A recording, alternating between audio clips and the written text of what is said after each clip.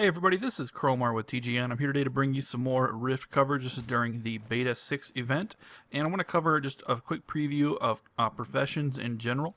It's not going to be really in-depth. After all, I don't really have time to level up a million professions, but I'll just show you real quick.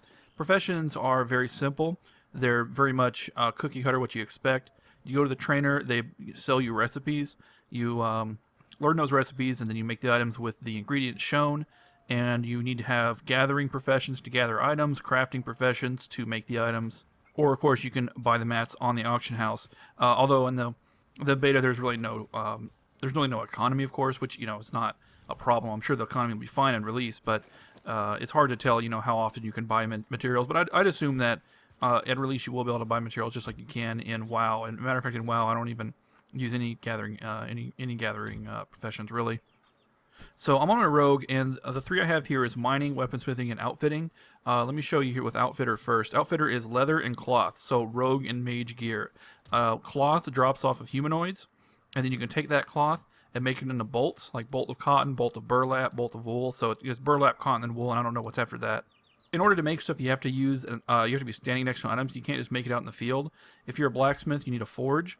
Well, not a blacksmith, but like a weaponsmith or armorsmith, you need a forge. Also a miner. And the town I'm in, Sanctum, has all this stuff in a convenient location, but there's other towns that have these objects too. Workbench is used for certain weapons like bows, and it's also used for what else is used for foraging, for turning turning timber into lumber, and the loom is used for cloth and leather. Now, when you mine, you get ore. I think I have some ore here. Yeah, I have some copper ore. Copper is the second highest material. So if I go up to a forge and hit my mining, it shows me how to smelt. So tin, I just don't have any tin on me, so I just hit craft. So and it does a progress bar. I won't bore you with any more progress bars because one's enough. It is progress bar based. You just hit craft all or put how many you want in the little dialogue, and it gives you however many items. You just go find something to do while you smelt 50 copper. I usually tab out. But so far that part of it is just nothing new at all. It's just like every other game. Now there are a couple little things that are new. Let me just show you under my weaponsmithing tab here. When you create, you have a slot called augmentation, and it says a planar augment can be added to this recipe. And I've got a bunch of examples here. Not this one. Where is it here? Ethereal planar dust. I don't even know what this does. Well, let's find out. Let's do an experiment. I'm gonna make a copper longsword because I have some copper with a planar dust and see what it does. Or does it not even let me? The hell is it for then? Alright, well, I guess that's not a good example, but I'll just use the source stone. Source stone is, I know this works because I've actually used this before. Source stone is something you get from some quests. Yeah, here we go, dexterity. And it says on here what it actually gives you. Like it says, grants a slight bonus of dexterity when added to a craft recipe. So I just put this in here.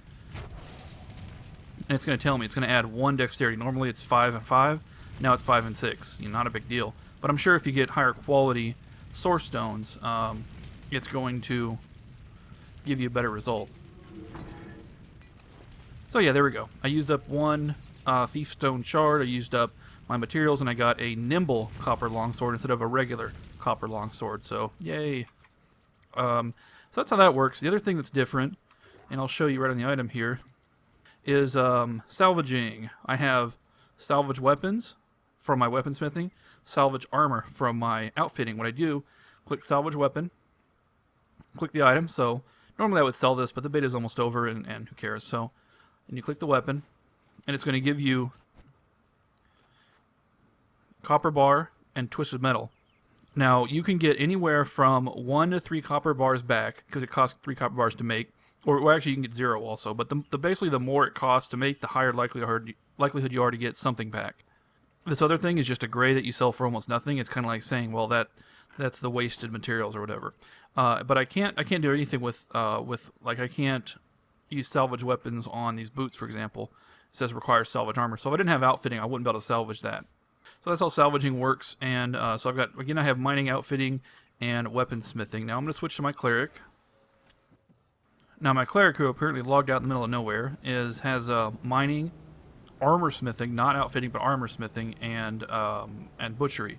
Armor smithing is plate and chain. So plate and chain armor smithing, leather cloth outfitting, or outfitter, or whatever it's called.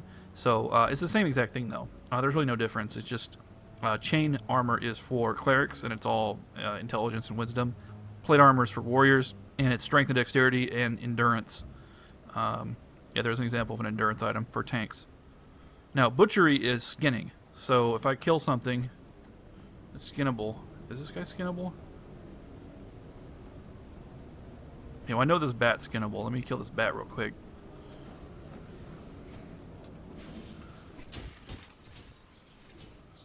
Okay, so after I loot it, I mouse over and it says requires butchering 65, which I have way more than that. So I click on it, it butchers it and gives me leather. It's going to give me a medium hide, which is the third highest. It starts out with soft hide, then it goes up to, what's next? Oh, thin hide, then medium hide. And if you click on your butchery tab, you can turn the hide into leather. I haven't trained out medium leather yet, but like you can turn soft hide into soft leather, thin hide into thin leather, and then that's how you actually use it for crafting. So I've already talked about two of the gathering professions. That's mining and butchery, but there's still one more. There's foraging, and I'm going to go in the auction house to show you how you can look up the materials. If you look at materials, it shows metal, gems, wood, plants, hide, meat, cloth, and rune components. Foraging is the third gathering spec. You get wood and plants, and you get both of them for the one spec. For example, here's some yew timber, which you turn into yew plank. Matter of fact, there's me selling some yew timber, but no one's bought it. You turn the yew timber into yew planks, and it makes some weapons. Let's see, what's an example here? I think it was a hammer, right? Here we go. Yeah, this copper war hammer takes ashwood planks, and the unstable flux, which is a vendor item. Yew timber is the lowest level item you can forge there. And then plants, you get grieve blossoms, coastal glory, creeper bush. Honestly, I would recommend going foraging because I think that foraging is the least popular of all the different gathering specs. At least that's what it seems. It sure seems like. I mean, I wouldn't go by what's on the auction house here because who knows. There's really no economy anyway. People are just putting up whatever. But when the game goes live, I think that foraging will be the least popular. I think people like anyone who's who is an outfitter, who's a rogue and wants to go outfitting is probably going to get butchery. And anybody who wants to make plate or chain, like armor smithing or weaponsmithing especially, are going to go mining. But no one's going to go foraging because they don't realize how valuable it is. And then you're going to have tons of people like, oh shit, where do I get planks? If you want to see the rest of the professions here, here's a list. Alchemy, which is pretty self-explanatory. Artificer, this is different. This is rings, wands, necks, basically accessories. If you look at the character sheet here, I have, here's a neck, which is made by some guy. And it was made, I bought it off the auction house, and it was made by an artificer. There's also trinkets and rings you can get, although I just haven't bothered because, it doesn't really matter. But that's what Artificer does. So why did I close that? I didn't mean to close that. Crafting recipes. The other ones here, butchering and foraging and weaponsmith and outfitter, mining. I talked about those. Okay. Rune crafting is the last one, and it's pretty much runes are buffs that you can equip on items. Runes and enchantments to create some potency of equipment. Also the rune break, which has some siphon crafting material from enchanted items. Alright, I'm now a novice rune master. So here's a rune. This is like an enchant scroll if you played WoW. Instead of casting it directly on the person's gear, you just sell them a rune, which is kind of like selling an enchant scroll. And but that's something that didn't exist before Wrath of the Lich King anyway. Yeah, pretty much, I mean, you look at these runes, some of these are pretty nice. Melee critical hit, who doesn't want that? And this is all very low level stuff, +2 endurance, wow. So obviously this will be a moneymaker. Bright Steadfast Rune, immediately critical hits +6. Okay, so that's level 18. Says usable on gloves, usable on legs, helmet. Wow, that's a lot of attack power. Usable on two-handed. So that's for your champion. Now, I don't know about these transmutes. I haven't got those yet, but the runes are pretty clear what they do, and you just go, you can see higher level runes. Here's a requires level 38 +16 block, +13 spell power, +13 attack power, yeah, and so on.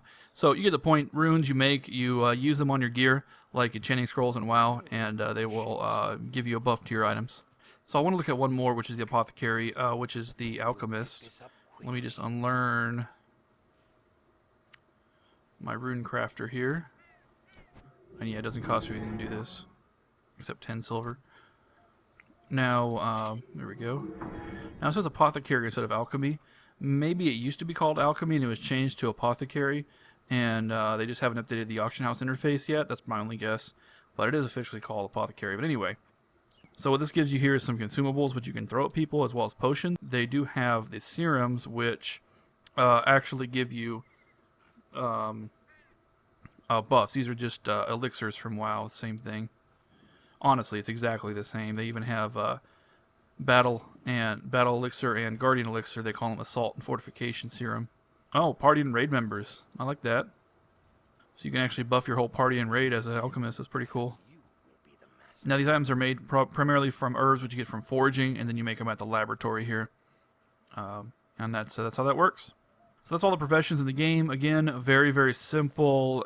There's really nothing new in the professions that's different. I mean, I guess raid-wide alchemist is pretty cool, but other than that, the only new things are augments and salvage weapon, salvage armor, and also artificers can salvage rings and rings, necks, and wands and other stuff they make.